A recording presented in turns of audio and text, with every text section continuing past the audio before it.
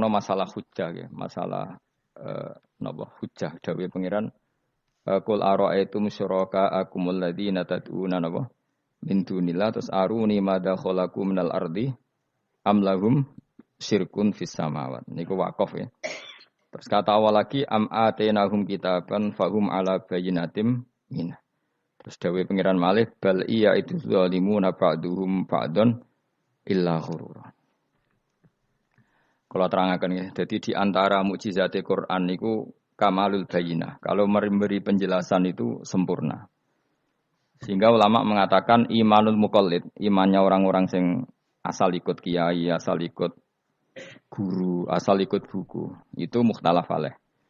Bahkan saya sendiri cenderung mengatakan iman itu tidak diterima. Karena manusia dibekali akal, inginnya Allah itu dengan akal itu dia punya kepermanenan iman, apa? Punya kepermanenan apa?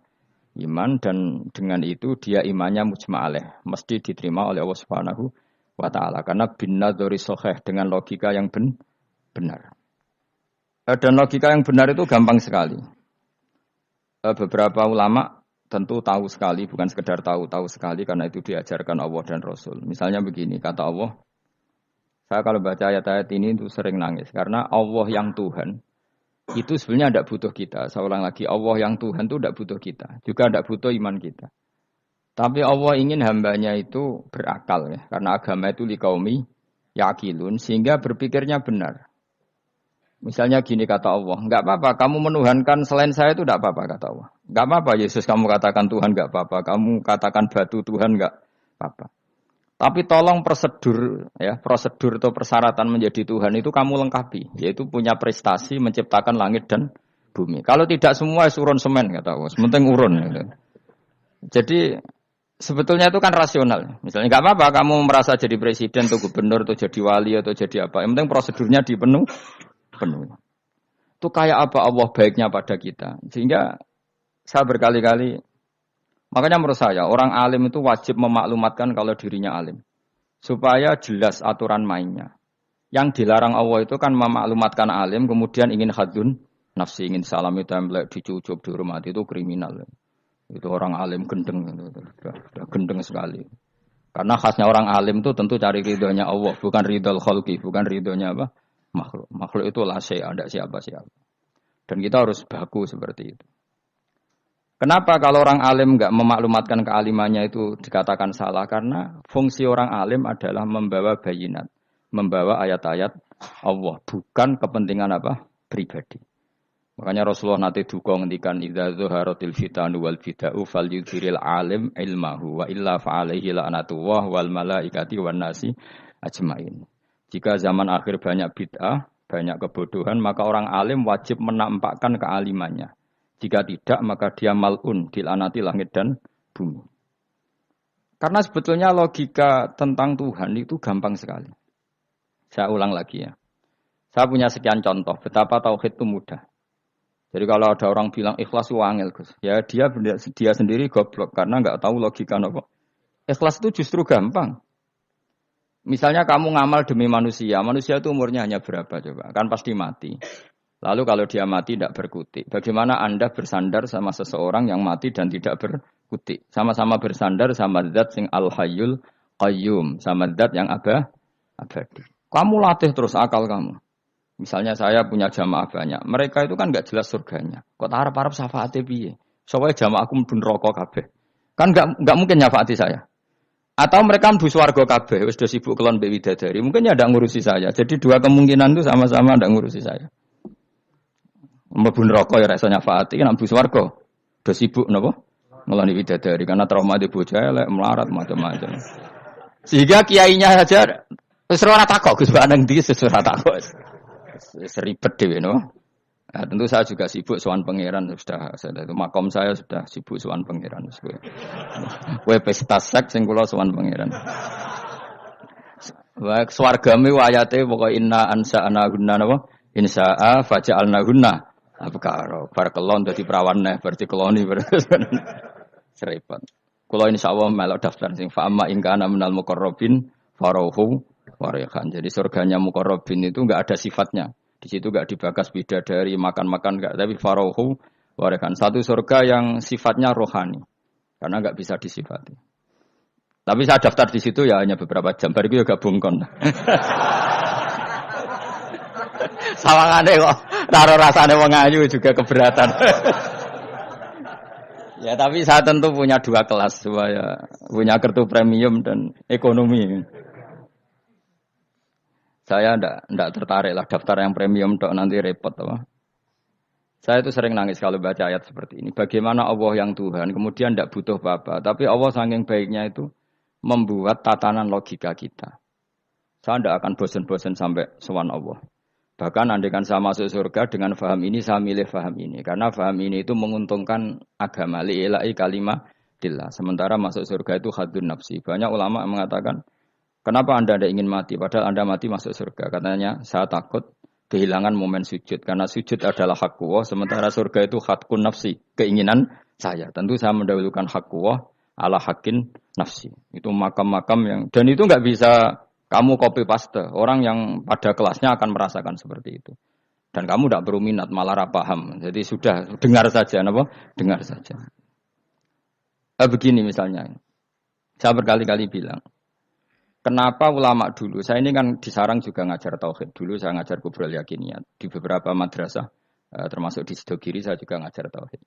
Di sini saya ngajar tafsir, tapi yang saya titikkan juga tauhid. Begini, saya hidup di dunia ini, terutama saya memang ingin menerangkan tauhid, sebagaimana Allah menerangkan. Begini ya, Jubair bin Mut'im, saya tidak bosan-bosan cerita ini. Jubair bin Mut'im itu termasuk dahiyatul Arab, cerdas-cerdasnya orang Arab. Dia ditunjuk sebagai negosiator untuk membebaskan Asra Badrin, tawanan perang Badar yang kalah dan ditawan Rasulullah dan para sahabat. Kemudian harus ditebus dengan uang. Oke, disepakati. Terus singkat cerita Jubair bin Mut'im itu datang ke Madinah. Dulu karena tidak ada hotel, tidak ada penginapan, ya memang nginapnya orang musyrik itu di masjid. Ya sehingga itu lazim saja. Kamu tidak usah jadi liberal kemudian bilang musyrik boleh di masjid, ya tidak perlu seperti itu. Kamu juga tidak perlu goblok mengatakan nggak ada ceritanya orang musyrik ngidam di masjid karena ya ada tarikhnya seperti itu. Jadi tidak perlu goblok, ya tidak perlu liberal. Paham ya? Kalau kamu bilang wah, nangono wong musyrik oleh nginep di masjid, kamu liberal. Padahal konteksnya dulu memang nggak ada hotel. Tapi kalau bilang nggak sama sekali juga goblok karena sejarahnya pernah ada. Milih ndi, goblok apa liberal? Apa milih ra jelas? Enggak milih aja, ngaco aja. 01 apa 02 apa 00? Milih mana? Goblok, liberal, enggak milih. Nah, ketika Jubair bin Mut'im itu datang, delalah Nabi itu sholat maghrib ngimami. Nabi baca surat Wattur wa kitabim mastur fi rabbim mansur wal baitil ma'mur. Kemudian di pertengahan surat At-Tur itu kan ada ayat yang menurut saya itu sangat bagus. Sehingga di kamar saya, di rumah saya itu tak figur ayat itu. Bahwa kita harus dilatih berpikir. Kata Allah memulai argumentasinya, am khuliqu min ghairi syai'in. Apakah kejadian alam raya ini seisinya tentu diciptakan tanpa sebab. Misalnya begini, alam raya ini kata orang nihilisme atau komunis atau orang-orang paham nihilisme, itu kan dimulai dari ketiadaan. Logika ini kan goblok sekali. Berarti kalau alam ini kadung wujud, kamu kan tahu kan langit bumi sekarang kan wujud. Ya, langit bumi sekarang kan jelas wujud.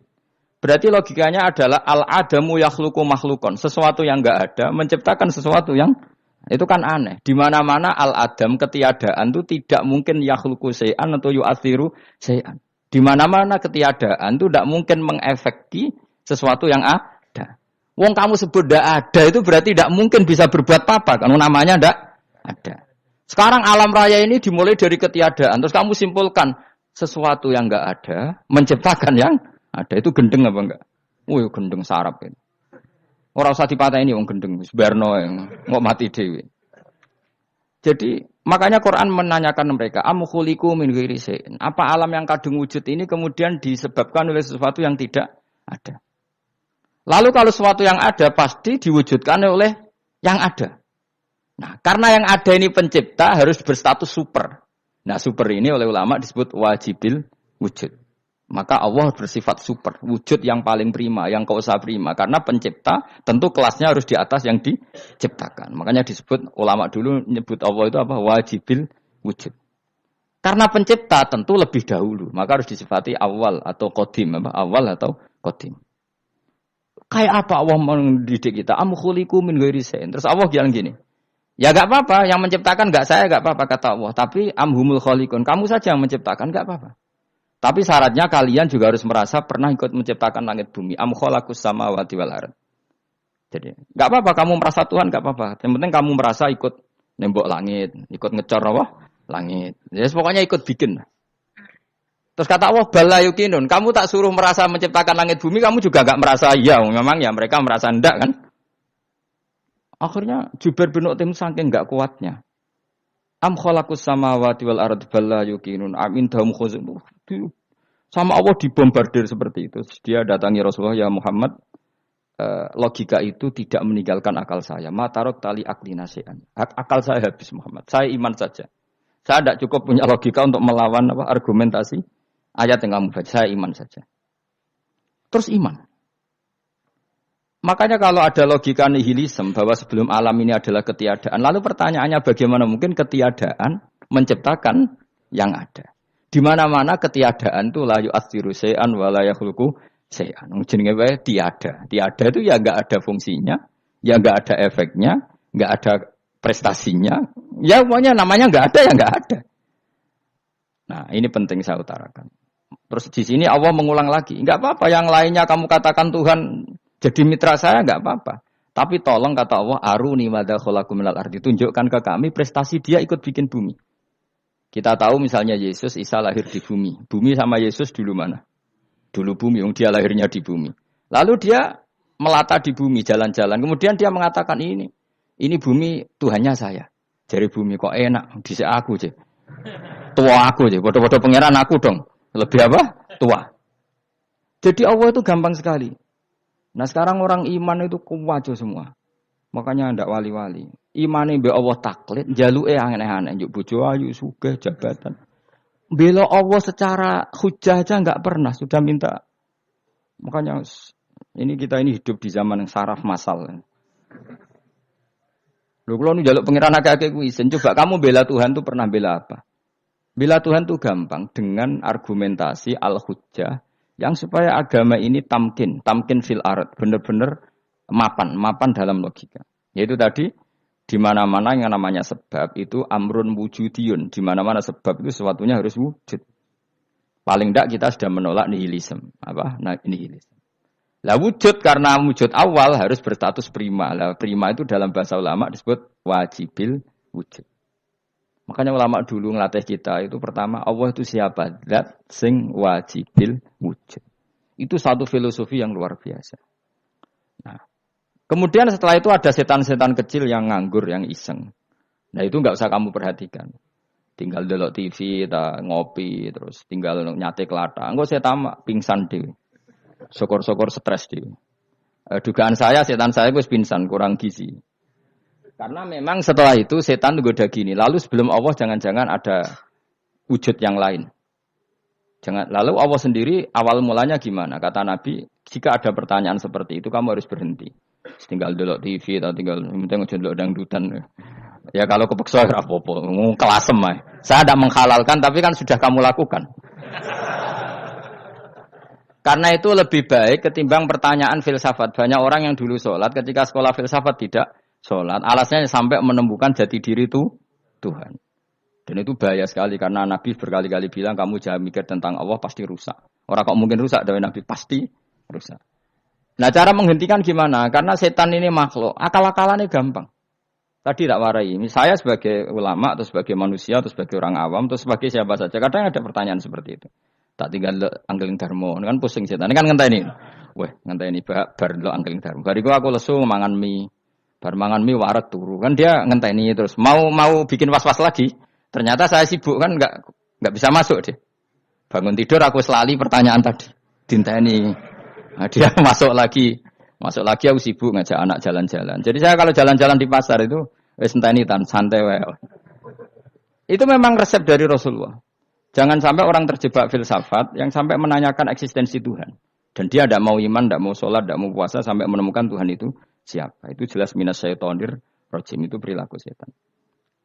Makanya Rasulullah setiap ditanya sahabat gitu itu Nabi guyu-guyu. Dan guyunya Nabi itu kata Nabi, baguslah kalau kamu takut Tuhan kalah kata Nabi. Nabi gojlok gitu. Maka ada ulama yang punya seni ya, seni berargumentasi yaitu Imam Ghazali. Jika setan tanya kamu lalu sebelum Allah jangan-jangan ada wujud yang sebelum Allah. Kata Imam Ghazali, ya itu saja yang Tuhan. Yang Allah ini enggak jadi Tuhan. Ya berarti wujud sebelum Allah itu yang benar-benar Allah. Kalau kamu bayangkan lagi, jangan-jangan sebelum itu ada wujud lagi. Ya itu saja yang benar-benar Allah. Sehingga tetap Allah itu menang terus. Paham ya? Yang jelas jangan sampai didahului Adam. Karena kalau didahului Adam lebih ngeri lagi. Karena sesuatu yang enggak ada menciptakan yang ada. Itu lebih buruk lagi menurut akal. Menurut apa akal? Nah, daripada kamu enggak salim Imam Ghazali, tinggal saja ndelok. Tadi ndelok sinetron. Itu yang lucu-lucu aja. Tidak sing lucu-lucu. Subhanallahi wa bihamdihi adada khalqihi wa ridha nafsihi wa zinata arsyihi wa midada kalimatihi. Subhanallahi wa bihamdihi adada khalqihi wa ridha nafsihi wa zinata arsyihi wa midada kalimatihi. Subhanallahi wa bihamdihi adada khalqihi wa ridha nafsihi wa zinata arsyihi wa midada kalimatihi.